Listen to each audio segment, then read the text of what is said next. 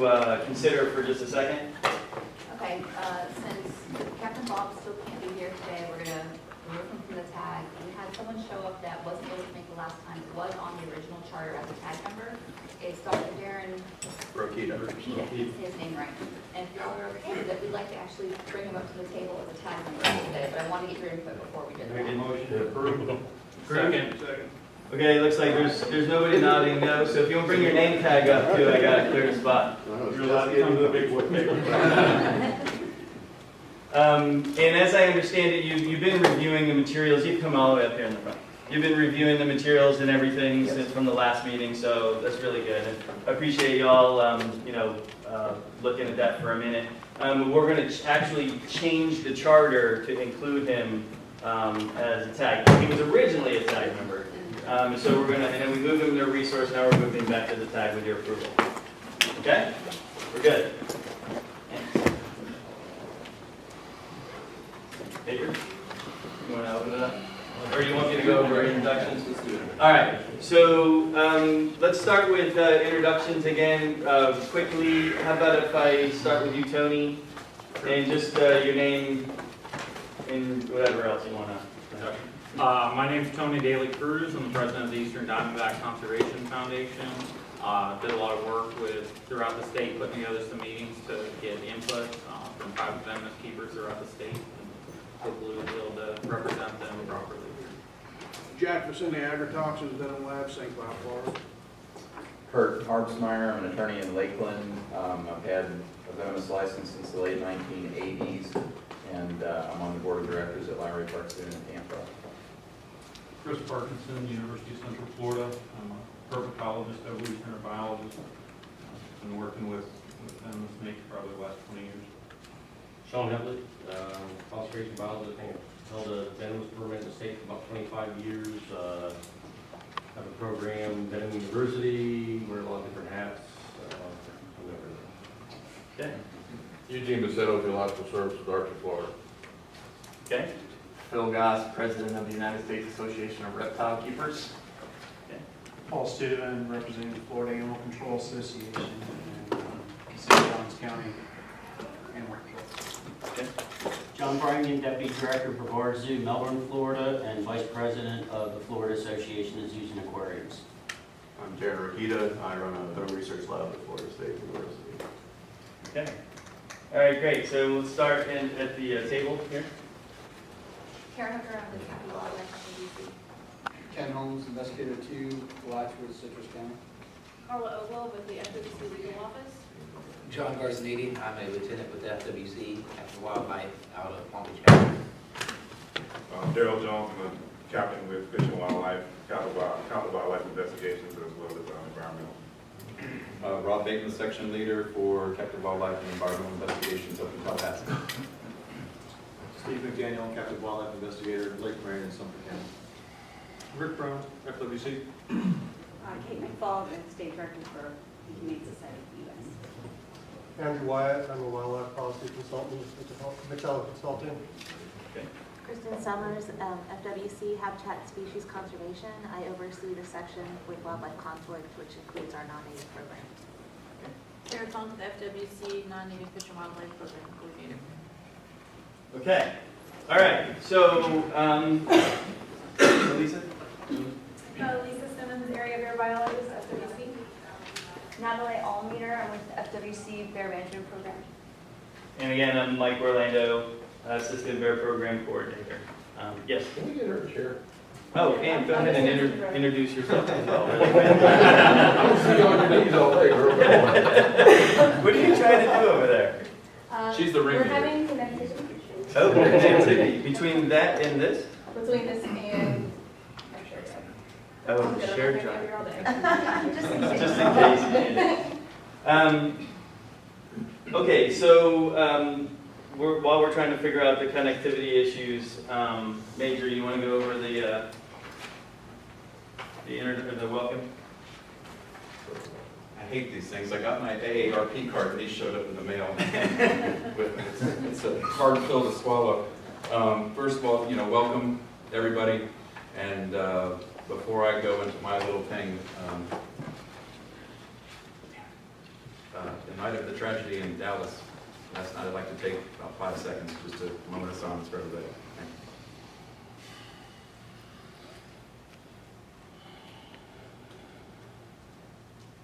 you. All right, thanks everybody. Why we're here.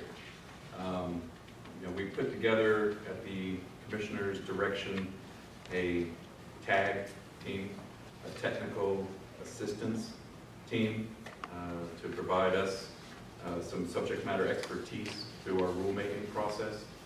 And I want you all to take what I call a helicopter view of why we're here, or maybe even a satellite view of why we're here. As I said last time we were at this group, you guys are the creme de la creme, I call it, at this table. There's roughly 300 venomous reptile permittees. You guys are the top. But there are other folks out there that don't operate and function at the same level as you do. So when we go through this rulemaking process, we need to keep all those permittees in mind. And not only those permittees, there's 300. There's 20 million residents of Florida, 101 million tourists last year, 2015, came to Florida. So our goal here isn't to, quote, get what you want. It's about the health, safety, welfare of the citizens of Florida, the tourists of Florida, and the environment. Okay? So all that's the satellite view. That's the big picture. It's not, I do venom research, I do this is my world. We need to look at the big world from the satellite perspective. So I wanted to frame that to you all. The recommendations, we will try to draw from a group consensus whenever possible. In recommending change, the team should keep in mind primary responsibilities of public safety, animal welfare, Florida's ecological well-being. Some of the 4 bullet points that we were charged with by the commission: enhanced penalties, continuing education, distinction between personal and commercial use, and a new classification scheme for venomous reptiles.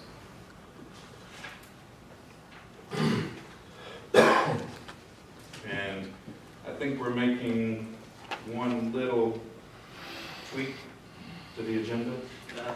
Like last time, we made a change. I think it's pretty well known that the hottest potato is going to be the tier. So we're going to take the little bites of the apple, go through those rules first, break for the lunch, and like we did last time, have the afternoon session for the tier discussion. I think it worked well last time. Yeah. And we made progress at lunchtime, took a break, took a breather.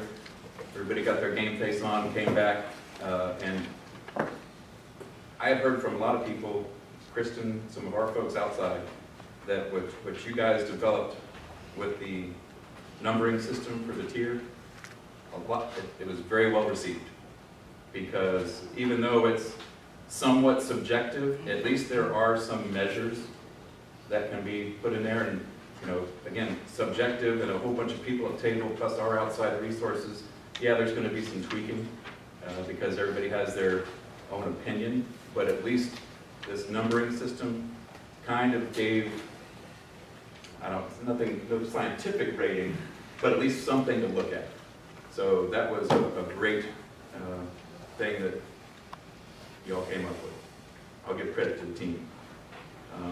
So with that said, I'm going to turn it back over to Mike for some cleanup. All right, so right before we get into this thing, some general housekeeping stuff. Does everybody know where the restrooms are from last time? You go straight out this door, straight down the hallway. There's some restrooms. We do have drinks. We have water here. Do we have any other drinks? We will. We will. Oh, no coffee yet?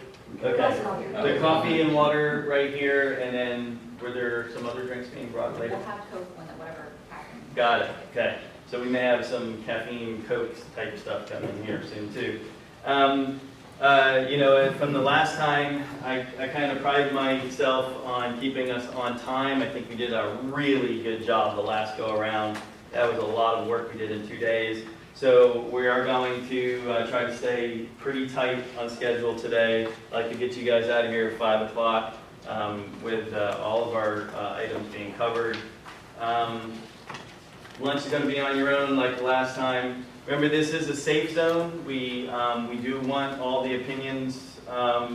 We want people's voices to be heard. We do need to be respectful of each other. We don't need to make any comments personal or anything like that. We need to find ways to contribute to the discussion, obviously. Comments should be focused on topic. If you guys start straying off topic, I'm gonna bring you back to the topic. One discussion at a time. Please don't talk over each other. Raise your hand if you have something. And I think we did a really good job last time. You know, keeping everybody in a queue. Phones on vibrate. Good one. That's so I need to actually put my phone on vibrate too. So phones on vibrate. We know that you all are busy. If you have to take a call, just step up and you go outside the room and take your call or make the call. And that's it. Do I have any questions or comments about it? Yes. Mike, I'd like to ask a major question. Sure. I can't be here this afternoon, and I'd like to ask for 3 minutes to share something about some folks I've talked to about the tier system. Not to talk about it, just to share the information. Y'all can take it up this afternoon. I kind of did a little sanity check on what we're all doing, because there's a lot of experience here, but I went to 4 of the major venom producers in the country. And I went to an author of a book, Venomous Bites by Non-Venomous Snakes, Dan Kyler. And I laid out to them what we were doing verbally on the phone. I didn't expect anybody to come back and say, hey, here's a written thing of what.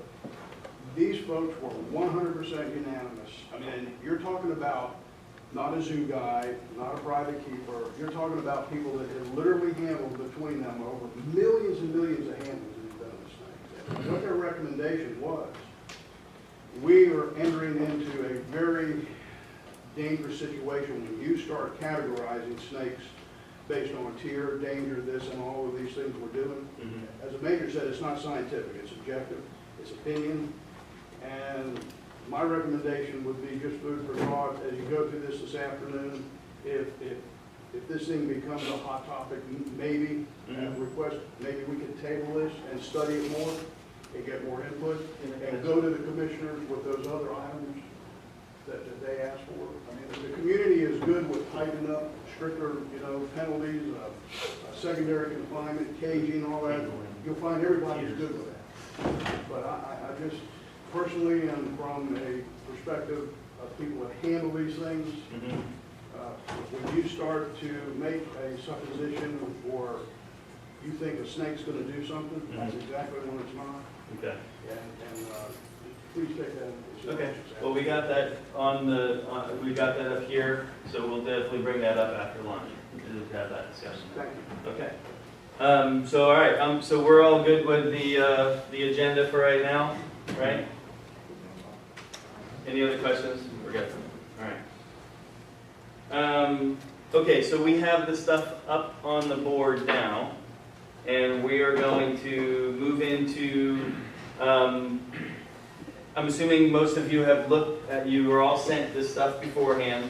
You've looked at it. Do you have any issues with the record-keeping reporting requirements?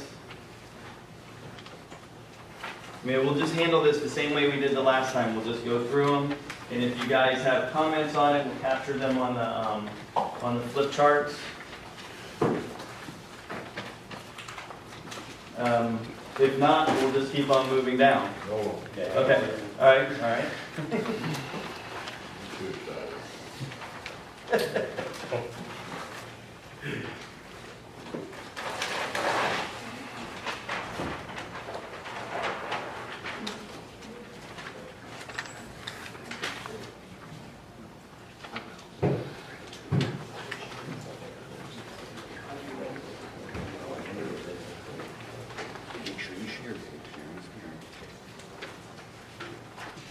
So for me, 2A1, where you're pit tag insertion and things like that. If you're gonna use a pit tag, you know, you could just easily say the pit tag shall be implanted in the mid-body and be done with. You don't have to. Okay, so there's two, I'm sorry. Is this on record keeping? Isn't that an Or am I on the wrong one? Yeah, I This think is- that's this on is the first- identification. Oh, okay, my apologies. Yes, this is. So we've got 2A1 right now, make sure we catch back up to it. We'll definitely have to When do we're on that one, okay? Thank you, Tony, for catching that. I was looking for 2A1.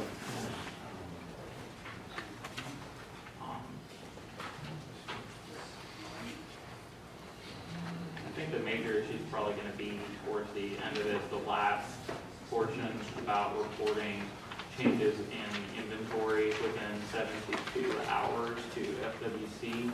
I think it's unrealistic to expect, especially commercial breeders, to be able to provide that information in a timely manner within 72 hours without a inventory reporting system that we brought up at the last meeting. Like the you know, something computerized, online. yeah. And even then, there should probably be a longer period of time, you know, maybe quarterly or something like that, where they can upload a batch instead of having to upload it, you know, every couple days.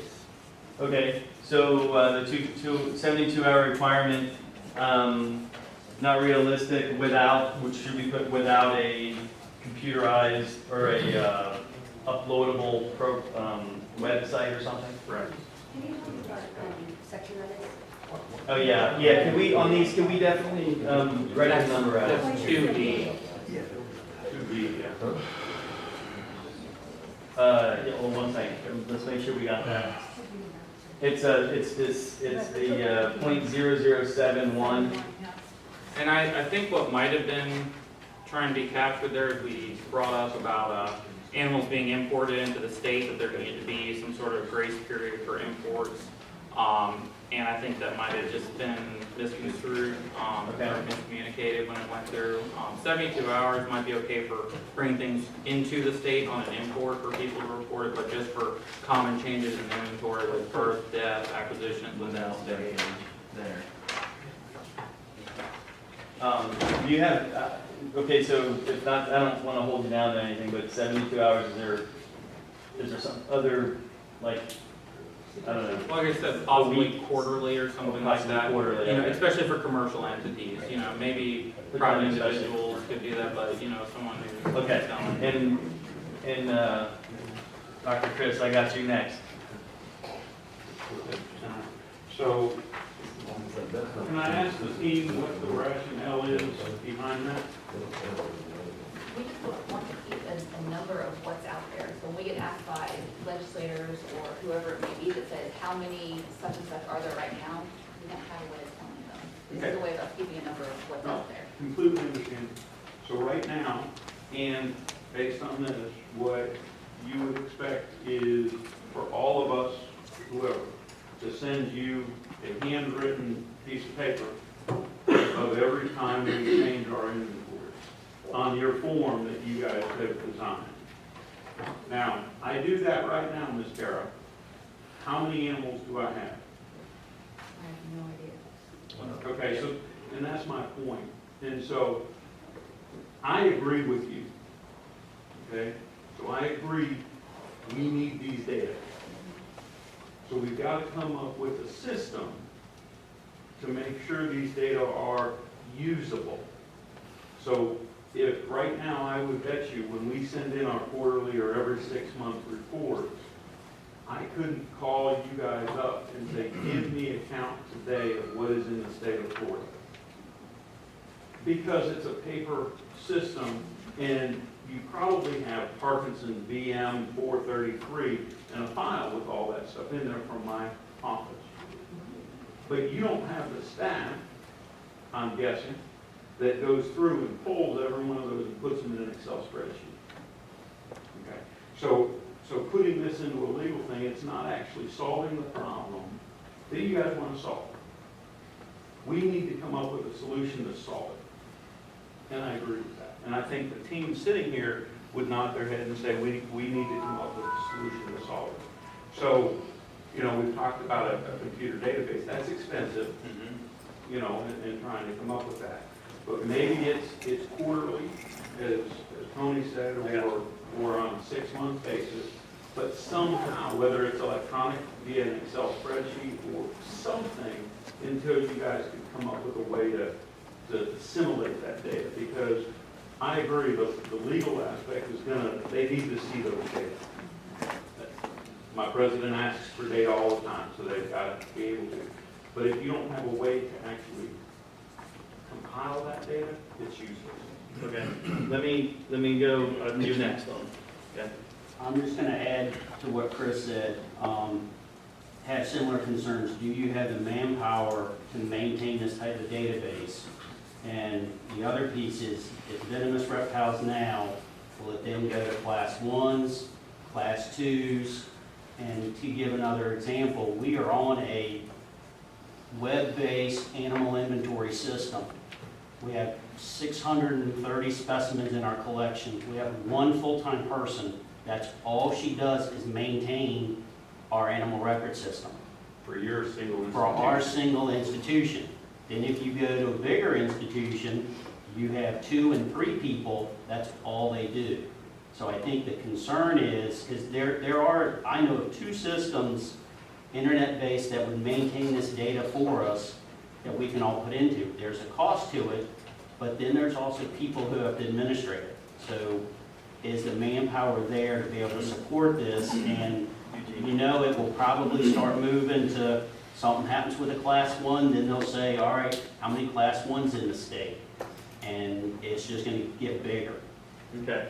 We're capturing that. So I want to pull back for just a second. And the issue is, I hear your web-based or the computer-based thing and their manpower to respond to that. The original thing is the 72-hour requirement. So what I'm hearing is the 72-hour requirement is unrealistic, not because it's web-based. So there's 2 things.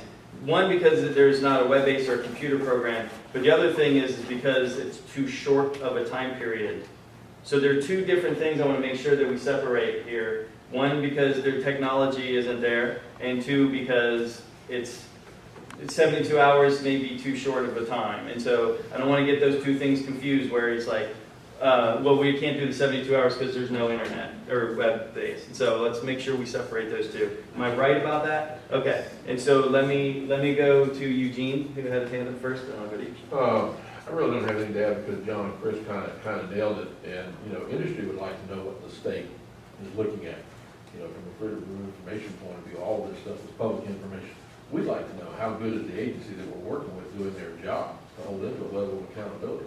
I've asked for this information many times in the last 4 decades, and it's just a chuckle and a smile. Because, yeah, it's a great intent. I'm not against the intent. I understand a little bit about the reason why, because if you don't measure it, then you don't manage it, and if you don't manage it, you're never going to measure it. Sure. So right now, you know, we don't even know where the stumps are trying to cross the creek. Right. And that's where I feel the agency is at, and I sympathize with that concern.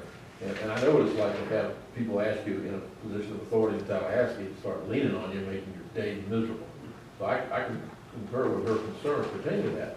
But we've heard this so many times in the last 30 years that it's very, very frustrating at this point. And technology today has made everything easier. This agency has never prioritized technology that they want, they're not willing to pay. You know what I'm saying? Right. So for appropriations and everything else. So I feel for the folks over there in record keeping, whatever record keeping system they have. And I'm not going to go any further with that. Okay. So it's a major concern, and I agree with John. It is a very slippery slope. Okay. Yeah, I got you there. I think one of the bigger issues is, even though you've got 2 separate categories here, you've got the technology side of things and the 72-hour time constraint. The bottom line for both of them, where they merge, you will be buried. You will be buried.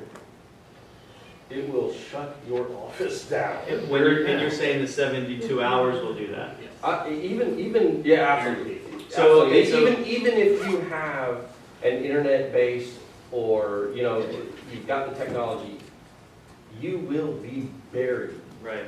Okay. with the 283 or 87. So let's say miraculously we get a computer program up, web-based, you guys can put in, you make your, just for argument's sake, what is a more realistic, quarterly I heard already, but what's a more realistic Why time not just period? annually? What is the annual. real, I mean, here it says every 6 months thereafter. At the time you do your annual renewal, and you provide a current inventory, and you maintain on your premises a current A&D policy and all of the acquisitions and dispositions you've had in your collection, and that's available to FWC for inspection at any time, why is it necessary to continue to require, as Chris has pointed out, the compilation of these documents and sending them to you guys where they're going to just stack up somewhere, they're going to be stored somewhere? Okay, so I don't know the answer to that. Is there a specific answer, or we're just collecting feedback right now? Is there an answer that you guys? It's the same answer, we want the information. Okay. If we need to be able to pull it, we can pull it, and we Right. do for certain things. But for on an annual basis, I got you next. if Or a you- legislator yeah. asks how many venomous reptiles are in the state of Florida, you can give them an answer today that was current through the end of 2015, for example. How much That's does gonna- your inventory change in 6 months?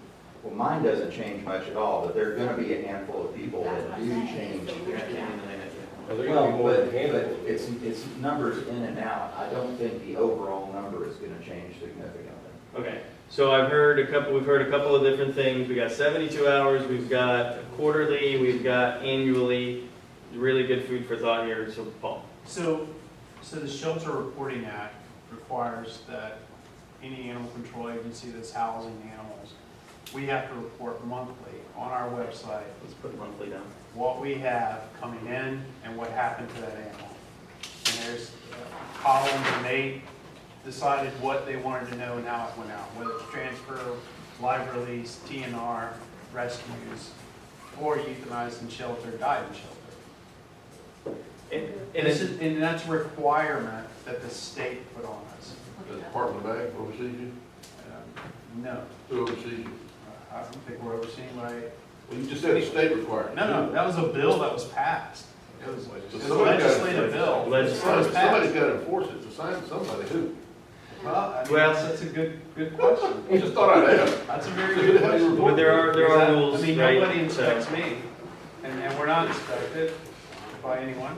Now, is there a centralized place that you upload that to? It is not. That's what I'm suggesting, is that if you have a website, why can't you post your numbers, whether it's quarterly or, annually, on your site?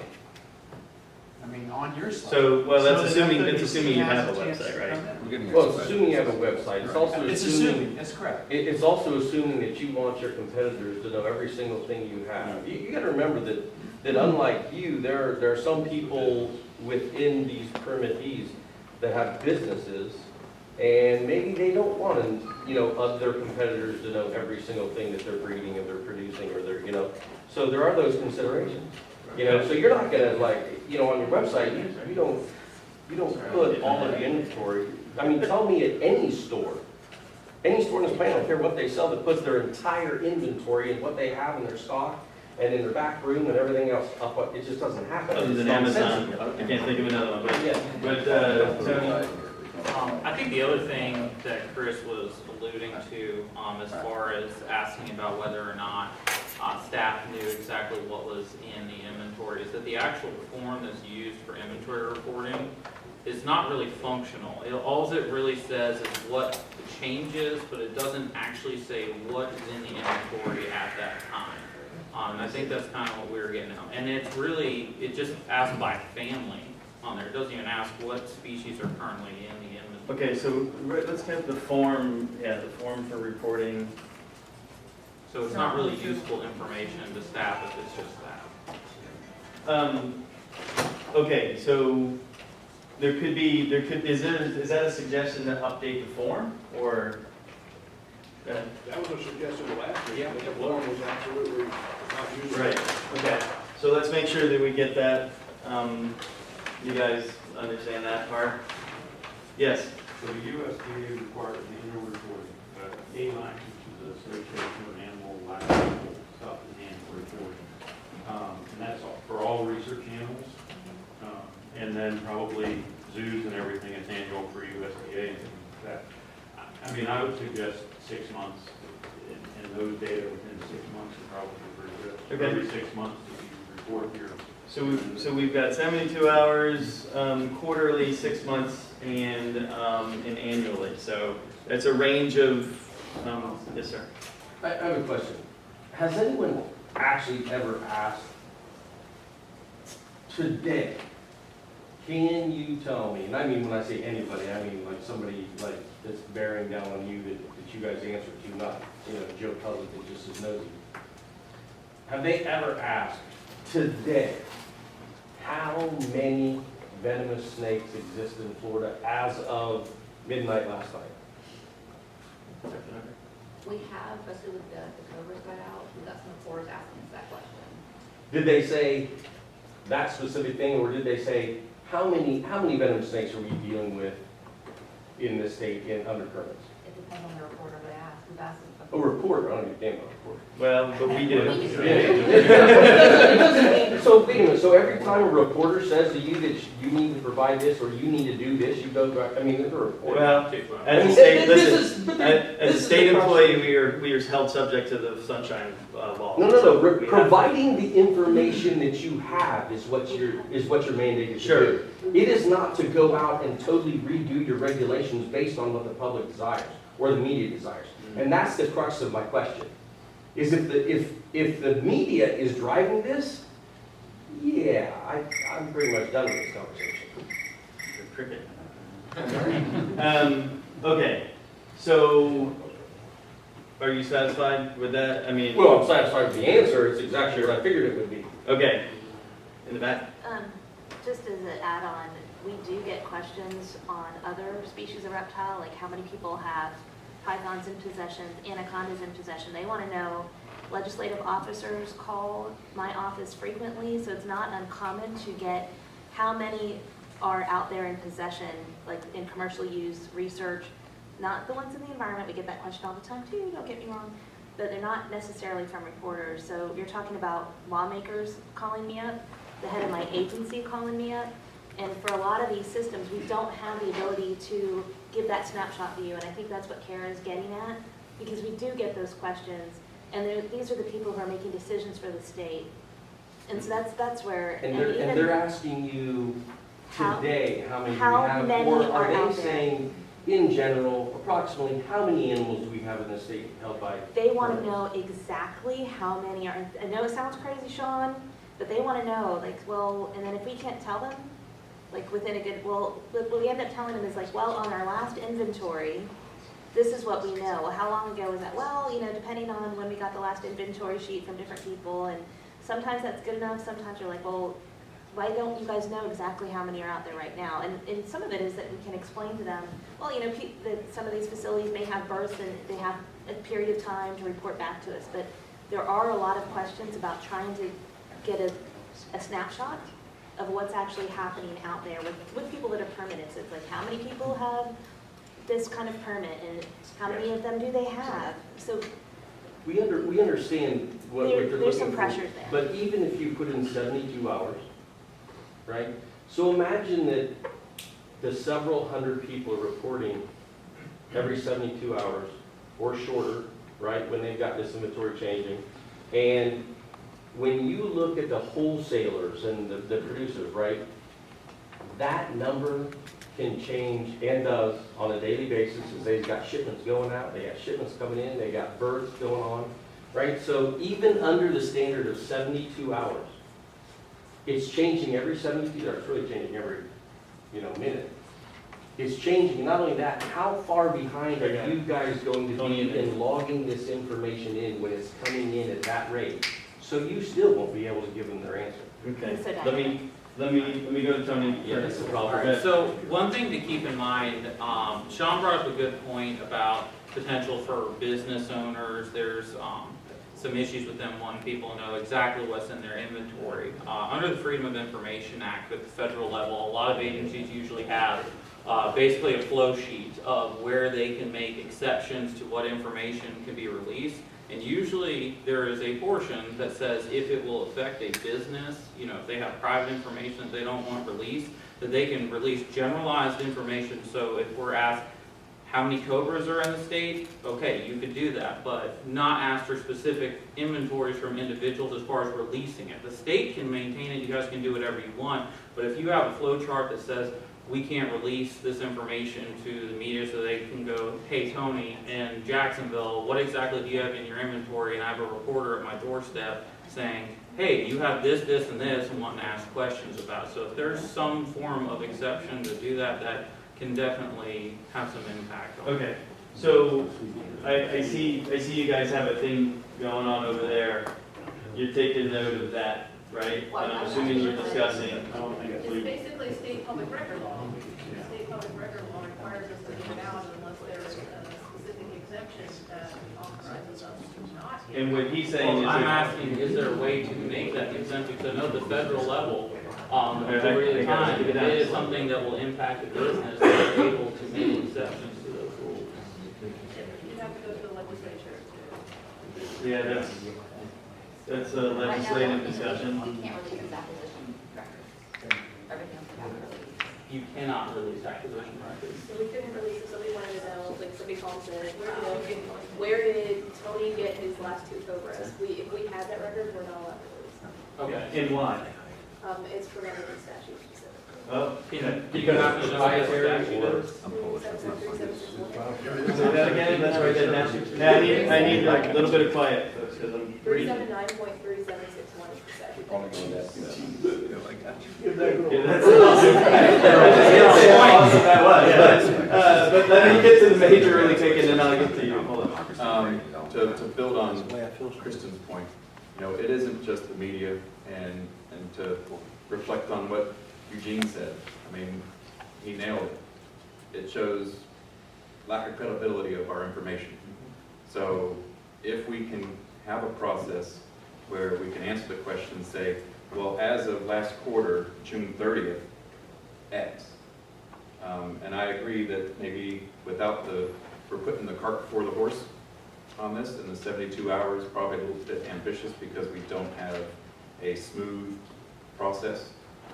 So we'll take that back, and for the sake of moving forward, we'll take that back and come up with something that's more manageable. And then we can, once we build the cart, then we can put the horses in front of it. Okay. All right, I think that's fair enough. And then I'll get to you in just 1 second. You're good? Okay. I just wrote a thing up, and I think this would work, and probably everybody would agree with it, and it would set you guys up well. If we set up 2 days a year that all permit holders have to report on. So let's say February 1 and August 1. You have to report on each one of those dates. Even if your license started July 1, you still have to report August 1. You see what I mean? So what you can do is look at your constituents and say, as of this date, we have this. Okay? So, That would work for our purposes. so did Would that work for? you capture that? Okay. This is it's kind of I see this as a round peg we're trying to shove into a square hole here, but something's got to happen, right? And so I saw a hand, and then I'd like to move on. I think we're in a good spot with this one, but there was a question over here? Yes. Yeah, I think the question is this so that FWC can have this data collected to where an agency can reach out to you and say, what do I have and how many? So anyone can reach out to us, whether Correct. it's the media or legislator or an individual requesting information, it's available. And you're able to capture that information. Mm-hmm. They just need some bullets in their gun. They got no weapon, you know what I'm saying? I understand. I mean, I'm sorry, I feel for Karen, everybody sitting over there, but before you guys came on this agency, I've been hearing this ad nauseam. I ain't tell you, the industry needs to go lobby the hell out of people to get more money for these people who have the means to do the things, because it's a reasonable request. It's not unreasonable, but what's unreasonable is they're wanting you to, empty a boat with no bucket, basically. I mean, I just like, I don't have people going crazy. Well, you know, that comes with the job, I guess. You know, but y'all need some software. And I'm telling you, it's just, to me, it's embarrassing for upper management, for the commissioners, they have not gotten the funds, whatever it takes, so that you can do your job. I think that's a really good That's my point. frustration. I'm We're not getting it out gonna, on you. we're gonna catch that, and I think that's a good discussion to have at the, or, you know, behind the scenes or at the commission meeting, and just say, you know, if you want us to do these things, you need to help us out with, software. So, I think we got that. Let's move on to the next one. Oh, sorry. 6.0072. Well, start over that again. 6.0072 is next? This one. Yeah. Okay, thank you. Everybody see that okay? Yeah. You guys have that stuff, right? You getting there? You're gonna get your, baby beating glasses shortly. Yeah. And he's gonna get his, Medicare card. Everybody keeps telling me, you're gonna wake up one day and you won't be able to see. I'm like, great. Okay, so, so this is 0072. Identification, is this where you had that? Yeah, but Okay. time to start and then we'll get. All right. Tony? I'll go ahead and start the conversation on this. This is probably going to be a pretty long one. A lot of people throughout the state, when we had just general meetings with venomous keepers, you know, just to get their input, had a lot of concern about being required to do pit tags on the animals, not only from a health standpoint on the animal, but from feasibility for businesses, especially for importers who may be taking the animals out of the state fairly quickly. I know with the reptiles of concern, or whatever FWC is calling it right now, there's a, I think it's a 6-month period that's allowed for animals to be not pit tagged if they're moving on to be sold for a commercial purpose, but if you're keeping it and it's staying at your facility, that's not required to have a pit tag. And of course, there's the health problems, which I'm sure we're going to address at some point, that 1/2 inch diameter is, most animals at that size would be stressed out to the point, or injured to the point, that it's going to be detrimental to the health of the animal when you pit tag. Okay. Health concerns. On 1/2 inch. Yeah. I got the major, and then I got you. Then. Just remember, as we're going through this, the second day, we had the conversation about prohibited lists, species that would be prohibited. The group was adamantly against that. And they said, in lieu of, we don't want to go there, but we're going to consider this, and this. All these safety precautions, all these accountability measures to steer away from the prohibited conversation. So just keep in mind when you start saying, well, let's, pit tagging, well, it could be cost prohibitive to have secondary containment, then we're going to be right back to where we were. So just remember some of the conversations we had last time. All right, I got you two. Let's go. Well, I'm looking from a safety perspective. I'd like to ask you guys, when you go out and do the inspection, are you going to want to scan the snake and look at the pit tag? I've been scanning them. Do you use a selfie stick, or do you have to capture the snake and contain it to scan it? Usually, lately, for instance, I scanned a pit tag on a burn python. I was able to do it through the cage. What about mamba, or what about a baboon? Depends on the cage, depends on the snake. I mean, is there a distance that you can get close? And We have a wand. We have a Yeah, we have wands. We have wands that we can use, and we can use tongs to hold the wand in closer, inside the cage if need be. If we can get it through the cage, sometimes through plastic, sometimes through glass, depending on the thickness of. But wouldn't a photograph, if it was distinguishable, work just as well? Could, the problem is, for example, mambas. I got you. Green mambas, green mambas, green mamba. If it's a headshot, yeah, that looks like that one. It looks like the other 10 you got on the wall too. Did one die, did you replace it? You're borrowing it or breeding one from somebody else? See where I'm coming? Yeah, I'm just thinking, you got to capture a snake, you got to tube it, you got to inject it, and if a picture would work, it sure would And be. if you got it, we typically, it would be spot checking. If you got 50, I'm not going to put you all do 50 of them. pick this one, pick that one. We try to handle anything or let you handle anything, just from a safety standpoint. It looks like the photos will suffice for the tier 2 and 3 animals as well, so it's only the tier 1 that the pit tag's recommended. It looked like it was two. No, It's it's tier one. They left Tier one. Okay. And the others. Okay, let me go with you Okay. next. I spent a lot of time yesterday researching the efficacy of pit tags and the permanency of implanting pit tags, because my own experience with them in implanting, I used to have a large collection of baboon vipers, and I pit tagged all of those. This is back in the late 90s, and frequently I would find the pit tag on the bottom of the cage 6 months later, so those things definitely migrate. But I looked at, on the internet, you can find tons of research studies that involve birds, even mollusks. There's quite a few reptile studies and fish. And in almost all cases, there is evidence of migration. In reptiles, it may be as high as 22 to 25% of the cases. Eventually, that tag is going to migrate either from the spot where it was implanted or it's going to come out of the animal altogether. So I'm opposed to saying, to putting these on tier 1 or any of these as the only means of identifying. I think it's an example that could be used to identify the animal. If the keepers want to do that, I'm fine with that. But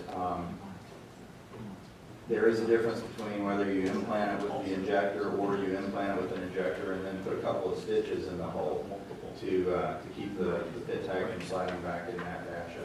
There's a difference between whether you do it sub-Q under the skin, intramuscularly, or whether you do it in the body coelom of a snake, for example. And when they go in the coelom, that seems to be the best spot to keep it inside the snake, although some of those have come out. But it does migrate in the coelom of the snake, so that means you don't know for sure where they're going to be. Also, pit tags come in 3 different sizes. They come in a 30 millimeter size, which was the original, and I believe a 23 millimeter and a 12 millimeter. So the smaller sizes are the more current available on the market. Also, you have to be closer with your reader to catch those.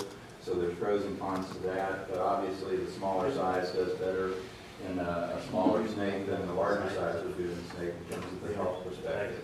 Then I looked at cost. The hard cost on a single pit tag is about $7 right now. And that's if you're purchasing them in bulk. So for somebody like me who might only have a handful of animals, it's not cost prohibitive, but for somebody who has a large collection of 100 animals or 200 animals or 300 animals, it could be a cost prohibitive feature. And then I looked at vets. I do raptor rehab in Polk County, and we use Dr. Tom Scottman in Lake Wales. Some of you guys know he's a great wildlife vet. And he was asking me how these venomous discussions are going, and I said, one of the things is pit tags. And I said, they may be mandated for some of the, your classic perceived dangerous venomous snakes. And he said, I wouldn't do it. He doesn't want to assume the risk of that for any price. So I think it's going to be a challenge to find vets who will do it. I think they will charge a premium for putting pit tags in place because there is a risk associated with that. So that escalates that. I don't know what they would charge, $30 to implant a snake, I have no idea. But I could see that cost feature becoming really exorbitant in some cases, especially for folks with large collections. So if there was 100% guaranteed pit tags that you could insert in an animal and we're certain it's going to stay there for the rest of that animal's life, probably everything else would outweigh that. Or that would outweigh all of my other concerns, but when you take that in concert with these other issues, I think photographic evidence ought to still be something that's considered. Even with green mambas and black mambas, the headshot, if you get the head scalation, is very much like a fingerprint. Every one of them is a little bit different. Okay. So you're not true. All right. I think we captured a handful of those, which were good points. Multiple sizes of pit tags, finding vets, cost efficiency. Look those over because you made about 10 points. I want to make sure that we got them. And then I have Tony, and then Eugene, and then Sean. Oh, I'm sorry. Kristen was first. Go ahead. I can do that. So my background, just so you guys are aware, is herpetology. I've done marking technique work. I did a lot of background research for Karen and them. I've got experience with pit tags, elastomer, scale clipping. One of the things that a lot of folks are doing out in the field that handle venomous reptiles that are doing research, a lot of people do use pit tags, and if you do it correctly, yeah, there is sometimes some migration, but the death of the snakes is really minimal if you do it right. Yeah, you have to monitor to make sure it doesn't fall out, seal it correctly, and there's some ways to do that. But one of the reasons that we went to half an inch, just because that got brought up, versus I think somebody last time, from what I understand, had said all the way down to a quarter of an inch. Most of the herpetologists that I spoke with in the field had said they wouldn't pit tag down to a quarter of an inch. They said a half an inch they would be more comfortable with. And then one of the things they do out in the field is actually heat cauterization, but that causes a lot of scarring, but it helps mark the animal so that it's a unique mark on an animal. And so if we're looking for unique characteristics of an animal, pit tagging, they were in support of because of the low probability that you lose them. I mean, it does happen, but it's not that frequent for a larger animal that's injected correctly. A handful of people actually recommended the cauterization, which is the little heat marking, because you can make little marks and make a unique part on it, and that's why the scale clipping came in. They said that's possible, but then you're handling the snake for longer to clip scales. So I did a lot of background research too, because I haven't read some of those papers in a while, and new things happen all the time in industry and out in research. So I just wanted to kind of frame out why it was a half an inch. Folks that we've gotten other feedback from thought that was a quarter of an inch was too small, but that it is still a very commonly used method for marking snakes long term is pit tags, and the frequency of losing those is small enough that they felt that it was an effective method. Okay. Tony? Okay, there's several things to address here, and I'll start with the half an inch. And I'm sure most of the herpetologists that you spoke to are working with a lot of the native snakes that we have here in Florida. And there is a vast difference between the natives that we have on how hardy they are on many of them in comparison to, say, you're looking at, Atheris or one of those where they can be difficult to keep alive in captivity without stressing them out to put a pit tag in them. And you take one that's at half an inch where, the needle is half the width of the body sticking in. I mean, those things are huge. I've worked with them quite a bit in the field with Eastern Diamondback.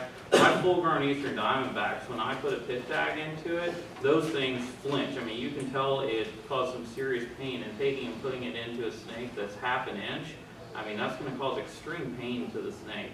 And I don't see how we could go about making that where it's going to be healthy for the snakes and survivable long term. Additionally, right now, there's no monitoring of these pit tags as far as FWC goes. It's required to be kept at the facility. FWC doesn't keep the pit tag numbers on hand. So let's say I pit tag everything in my collection, a cobra gets loose, and FWC comes up and says, hey, I want to know what your pit tag number are. I could easily say, oh, I don't have that pit tag number anymore at my facility, and there's no way for you to know whether or not that was there. So I personally do not believe that pit tags are going to be feasible, especially for snakes of that size. And I understand where Major Beaton's coming from, that we said we need to make some concessions as far as these tier 1 species go. But for the majority of animals that are not unicolor, the photographs have sufficed for long term, especially if you have an expert that looks at it and is able to identify the animals. Okay. Hold on, Major. I have you first, or you first? I'm going to what the major has to say, then you can let me speak. Okay, go ahead. No, the major, not this major guy. this other No, I know, but he had his hand up first. Major Rock Hop, okay? Is a lot, Kurt covered a lot of it, but, migration is a huge issue in these. And one of the things that you, as a field biologist myself, is the difference, he said himself that we are not talking about us.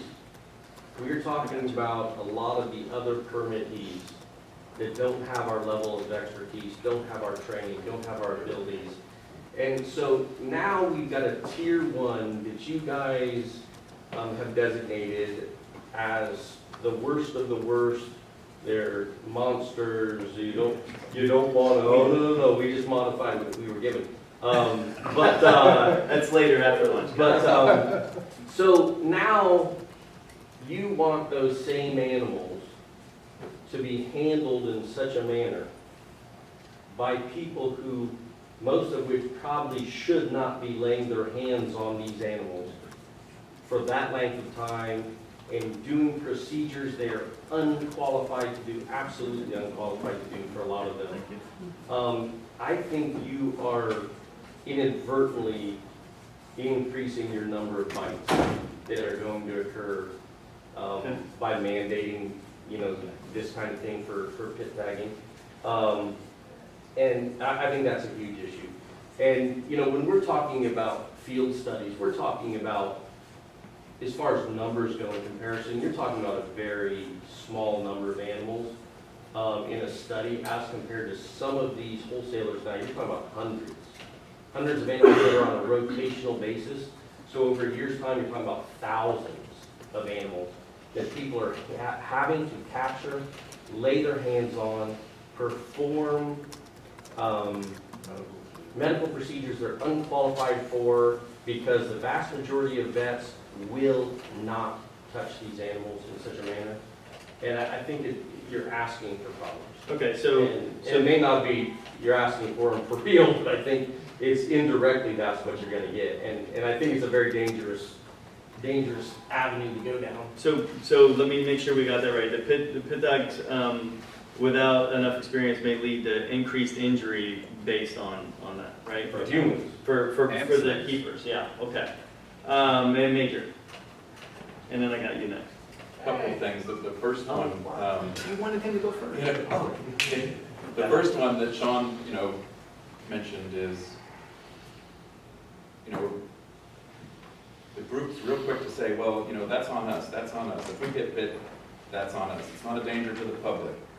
And now Sean's making the argument, well, that's a danger to the handler. If somebody, in my mind, and probably several of the commissioners, if somebody doesn't have the knowledge, skill, ability, talent, whatever, to put a pit tag in a snake, do they really need to have that snake? They're not veterinarians, right? Well, neither do. Well, neither are a lot of people that put pit tags in. No, They're researchers. No, but researchers are trained, and they're under a different guideline, right, for the university and everything else. So they are getting training, right, where you're asking the general public, right? It's not a general public. They are It's a general small public in that niche of people. small as several hundred, right? To do something that has historically not been part of what their job or their skill set has been required to do. And you very much so, and zoos will be the first to tell you that they are, many of them, most of the AZA zoos are non-contact with their venomous species as far as laying their hands on these animals.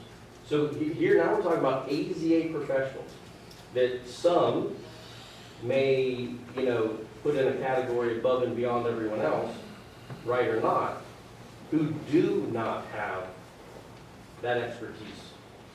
And so, I see what you're saying, but keeping an animal, safely using techniques to handle that animal without laying your hands on it is far different than now transferring over and doing a veterinary skill and task that not only could be detrimental to that animal, but also detrimental to the human that's doing it. It's a big difference. And you're also looking at the fact that, let's say you've got a fairly large venomous collection, and you're not a venom one, how many times do we actually just lay our hands on the snake for the sake of laying our hands on the snake? Rarely, right? Because protocol and safety says that it just doesn't need to be done, right? So now you're mandating that a very kind of incidental and sporadic event now happens very frequently. And your probability for injury or mistake is gonna go up Okay. there. It's the same as how many times you drive your car. If you drive your car once a year,